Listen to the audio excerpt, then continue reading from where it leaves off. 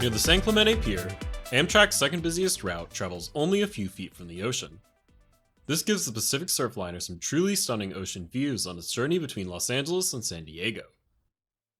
But you can begin to see why this might be a problem. Expensive beach houses on the bluff above are empty, and some have even collapsed due to erosion. The ocean is powerful, and almost nothing stands between the waves and the Surfliner's tracks. But it's not just here. There are several places where the Surfliner runs close to the ocean, including Del Mar in northern San Diego County, a few spots outside Santa Barbara, and of course here, in San Clemente, which is in southern Orange County, south of LA. And in the past few years, this has started to become a major problem. On February 28, 2021, a seawall collapsed near Del Mar. Trains were ordered to run 15 miles per hour for a few months as emergency repairs were made. On September 15, 2021, crews noticed track shifting near San Clemente. This interrupted service between Los Angeles and San Diego for 3 weeks as crews reinforced the tracks. About 1 year later, the tracks had shifted again in San Clemente, requiring a serious repair effort which cut off service for nearly 6 months. Full service would finally resume on April 17, 2023, but that didn't last very long. Only 10 days later, a landslide occurred at Casa Romanica, further north near the pier in San Clemente. Debris blocked the tracks, and service was suspended for 30 days to stabilize the hill above. But almost immediately after trains started running, another landslide occurred, and a retaining wall was installed to prevent further debris from falling onto the tracks. Service resumed on July 17th, and the train has been running ever since. But with the tracks so close to the water, only time will tell when the line must be closed again. Outside of these recent troubles, the Surfliner has been a rare success story for American intercity passenger rail. When Amtrak took over the San Diegan from the Santa Fe in 1971, there were 3 round trips daily. But investments from the state helped grow the service to 13 daily round trips at its peak in 2019. Service was also extended in the 80s and 90s, with a few daily trains going north to Santa Barbara and San Luis Obispo. The Surfliner might be a distant second in ridership among Amtrak's routes, but before the pandemic and track closures, it drew almost 3 million yearly riders, almost a quarter of the ridership on Amtrak's Northeast Corridor. Despite slower, less frequent trains and much less federal investment, the Surfliner has proven itself as a valuable transportation option. So if so many people ride the Surfliner, why did it take so long to fix? During the height of the repairs, crews weren't even working 24/7. Meanwhile, when I-95 collapsed in Philly back in June, work to restore traffic received 24/7 support. There was much more media coverage and even a live stream for the reconstruction. Despite being a critical piece of infrastructure for passenger and freight trains, the repairs to the Surfliner's tracks were simply not a priority. This lack of urgency would simply be unthinkable for a freeway here in the US or on a busy rail line abroad. When Amtrak shut down through San Clemente, so did Metrolinx's commuter rail service. Since Metrolinx struggles to fund their own rail operations, they cannot run replacement bus service, leaving daily riders stranded. And the same could happen in Del Mar, where NCTD coaster commuter trains run from Oceanside into San Diego. Trains might now be running their full route, but for how long? The completed stabilization work will stop the immediate issues, but erosion will continue. The ocean is just far too powerful for the bluffs to hold. Even in just the past 10 years, the shoreline has shifted substantially. The long-term fix is obviously to move the tracks inland to prevent further erosion from stopping service. But because of the terrain, this means putting the tracks underground, in a tunnel. Down in Del Mar, there are plans to do just that. However, construction will not start until 2028, with the tunnel opening for service in 2035. In San Clemente, there is no official timeline for a tunnel bypass. It was briefly studied in 2003, and there's a lot more work to be done before construction can begin. The tunnels are big, expensive, visionary projects that will not just save the rail corridor from the ocean, but also help improve service. They will be faster than the current coastal tracks and provide much-needed double tracking to allow for more frequent and reliable service. Paired with overhead electrification, track improvements, and modern trains, tunneling could reduce LA to San Diego trip times from about 3 hours to 2 hours and 15 minutes. Trains could come every 15 minutes instead of once every hour. This added flexibility and improved speed would make the train highly competitive with driving in traffic. For many Surfliner riders, it will be sad to lose the coastal views where trains would run on tunnels. But at least in San Clemente, these tracks can still be maintained and provide a connection with the main line in Laguna Niguel. Special trains or shuttle service could run down to the beach, maintaining this important car-free access to the coast without having to build an expensive underground station to serve San Clemente. It just won't be as big of a problem if there are temporary closures to repair those tracks, since the bulk of ridership will be in the tunnels. So why is it taking so long to plan these tunnels that could save the Surfliner when erosion has obviously been a threat for years? One reason is the general lack of funding and urgency to improve passenger rail in California.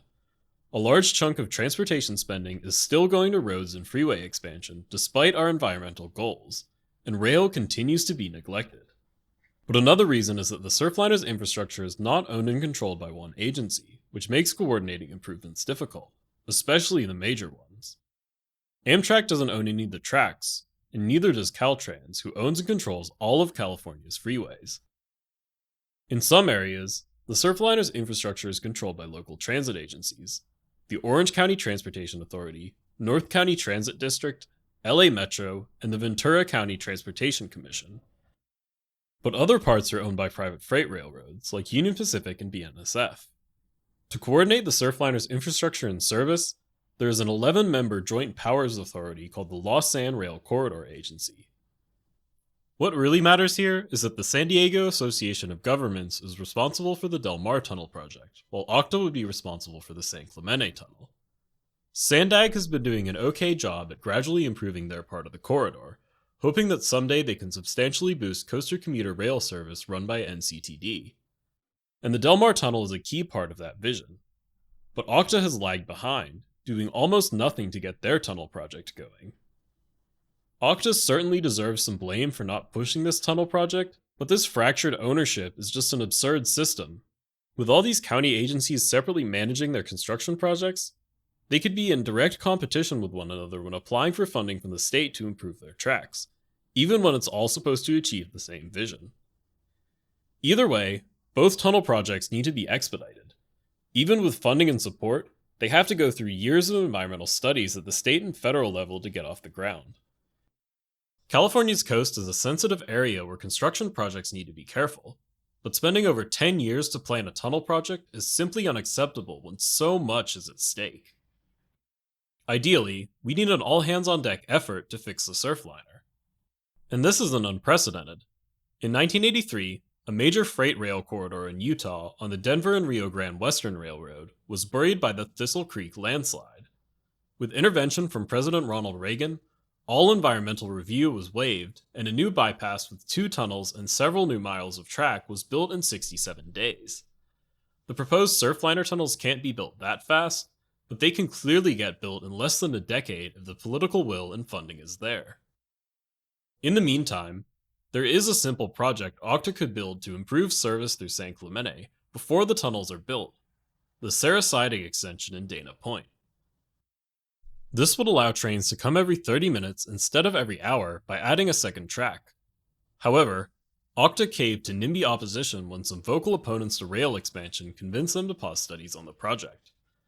This wouldn't even bring trains closer to anyone's home. It would merely cause some traffic and noise during construction.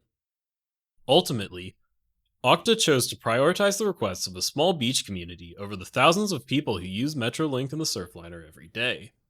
But I hope they can still build it soon, since it is such a cheap and easy way to make the train better. With all this fragmentation and a general lack of urgency, it's clear that the Lausanne corridor needs some real leadership moving forward. And we might just get that.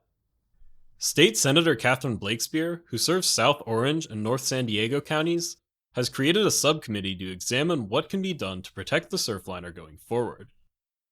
It's refreshing to hear a Southern California politician talk about intercity trains as a priority instead of an afterthought. But I don't want to underestimate just how big of an investment this would all be. The Del Mar Tunnel alone will be nearly $4 billion. The San Clemente Tunnel could cost even more. And to truly take the Surfliner to the next level with both tunnels, electrification, and double tracking, it will be in the tens of billions. But these are all worthwhile investments. The tunnels are absolutely necessary to keep passenger service going, and it's the only mainline freight rail connection into San Diego. Now, I do want to mention there is another way to improve LA to San Diego passenger rail service by building Phase 2 of California High-Speed Rail. Its route would go inland, but only take 1 hour and 18 minutes to connect both cities. However, this project is decades away. The California High-Speed Rail Authority has been struggling to fund its first phase between San Francisco and Los Angeles, and is focused on that for now.